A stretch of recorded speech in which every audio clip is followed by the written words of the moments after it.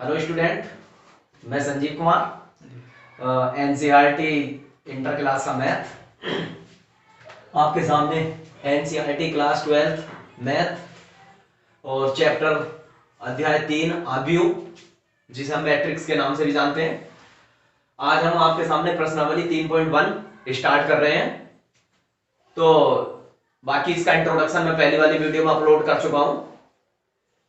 तो हमारे पास आज इसका क्वेश्चन नंबर पहला है, जो इस प्रकार है। इन्होंने कहा है आव्यूह ए बराबर, ये हमें आव्यूह के अवयव दे रखे हैं, के लिए ज्ञात कीजिए। ज्ञात कीजिए मतलब हमें बताना है, जो जो हमें क्वेश्चन दे रखे हैं उसे क्या बताना, क्या पूछना चाह रहे हैं। ये देखिए, पहले पार्ट में कही है आव्यूह की कोटि, हमें कोटि बतानी है। दूसरे पार्ट में कही है अवयवों की संख्या, हमें इसके अवयवों की संख्या बतानी है, इसमें कितने अवयव हैं इस अवयव में।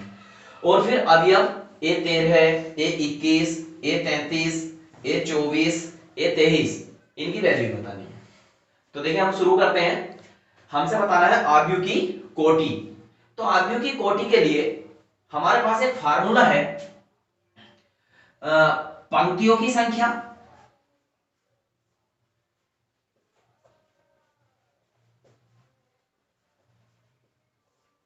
और गुणा स्तंभों की संख्या।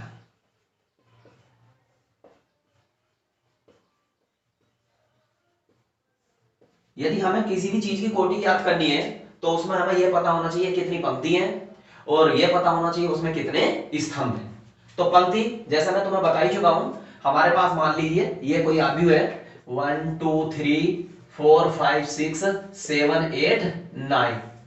तो ये वाली जो होती है ये हमारे पास ये पंक्ति होती है, ये भी पंक्ति है और ये भी। पंक्ति को हम पहली पंक्ति को R1, दूसरी पंक्ति को R2 और तीसरी पंक्ति को R3 से निरूपित करते हैं। और ये जो हमारे पास इस तरीके से खड़े हुए स्तंभ होते हैं, हम इन्हें स्तंभ बोलते हैं। स्तंभ, स्तंभ यानी कि C1, पहला स्तंभ C1, दूसरा स्तंभ C2 और तीसरा स्तंभ C3। तो हम यहां पर अपने इस वाले आव्यूह में देख सकते हैं हमारे पास कितनी पंक्ति है। पंक्ति यानी कि इस तरीके से 1 2 और 1 3। तो हमारे पास पंक्तियों की जो संख्या है वो 3 है, और गुणा जो स्तंभ है, स्तंभ कितने हैं इसमें 1 2 3 4, 4 स्तंभ हमारे पास। तो हमारी जो कोटि निकल कर आई है आव्यूह की, तो वो निकल कर आई है 3 गुणा 4। हम इस तरीके से अपनी कोटि समझा सकते हैं। नेक्स्ट पार्ट है इसका हमारे पास अवयवों की संख्या। अवयवों की संख्या क्या होती है? अवयवों का मतलब है इसमें कितने एलिमेंट्स है, कितने अवयव है, ये सारे फंक्शन कितने हैं इसमें। तो अवयवों की संख्या के लिए जो हमारे पास कोटि होती है 3 × 4, 3 गुणा 4, हम इनकी गुणा करके लिख देते हैं। तो जो भी गुणा करके आता वो ही हमारे अवयवों की संख्या होती है। जैसे मल्टीप्लाई करी हमने तो 4 की और 3 की गुणा करी तो 4 × 12। तो यहां पे हमारे पास जो एलिमेंट है इसके अवयव है वो 12 अवयव। गिन लो चाहे तो 1 2 3 4 5 6 7 8 9 10 11 12 यानी कि 12। थर्ड पार्ट हमारे पास अवयव। हमें ये 13 की वैल्यू बतानी है, 21 की वैल्यू बतानी है, 23 की वैल्यू बतानी है, 33 की, 24 की, 23 की। तो अब इनकी वैल्यू बताने के लिए देखो, मैंने तुम्हें पहली वाली वीडियो में बताया है हमारे पास जो अवयव होते हैं तो वो अवयव का रूप ये होता है A11, A12, A13, A21, A22, A23, A31, A32, A33। और हम इस आगे को भी बढ़ा सकते हैं। जैसे कि मान लो 13 था तो 13 के बाद 14 आएगा, यहाँ पे हमारे पास A24 आएगा, यहाँ पे हमारे पास A34 आएगा। अच्छा, ये हमारे पास देखो 4, इसके 4 स्तंभ हो गए और 3 पंक्तियां हैं। लेकिन हम इसे नीचे हुई और बढ़ाना चाहें तो अब अगला टॉपिक क्या आएगा? देखो जैसे 11 था, 11 के बाद फिर यहाँ पे 21 आया, 31 आया, तो उम्मीद है तुम समझ ही गए होंगे। यहाँ पे 41 आएगा, यहाँ पे 42, यहाँ पे 43 और यहाँ पे 44। इसी प्रकार से अब नीचे को यदि हमें लाना पड़ेगा तो वो 51 52 53 54 के रूप का होगा। अब हमें इसके वैल्यू बतानी है। देखो, और मैं तुम्हें मेन बात बताऊं, ये जो हमारे पास एक क्रम होता है क्रम, तो वो क्रम होता है पंक्ति गुणा स्तंभ।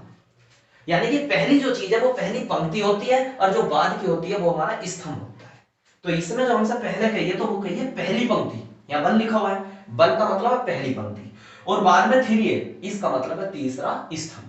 तो पहली पंक्ति में तीसरा स्तंभ देखो, तो पहली पंक्ति ये है, देखो ये पहली पंक्ति है, और तीसरा स्तंभ क्या है इसका पहली पंक्ति का, ये है तीसरा स्तंभ। तो तीसरा स्तंभ यानी कि 19। तो हमारे पास A13 की वैल्यू क्या निकल आई, 19। ठीक, और सुनो, अब आता हमारे पास A21 21।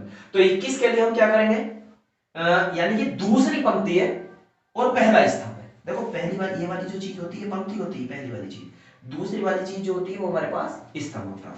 तो A21 का मतलब है दूसरी पंक्ति, तो दूसरी पंक्ति है, और 1 का मतलब है पहला स्तंभ, तो पहला स्तंभ, तो दूसरी पंक्ति में पहला स्तंभ, दूसरी पंक्ति ये वाली है और पहला स्तंभ ये है। हमें ये नहीं लेना क्योंकि तीसरी पंक्ति, ये नहीं लेना क्योंकि पहली पंक्ति, ये लेना क्योंकि दूसरी पंक्ति है, और पहला स्तंभ, तो स्तंभ यही है। तो हमारे पास इसकी जो वैल्यू निकल आई वो आई 35 यानी कि 35।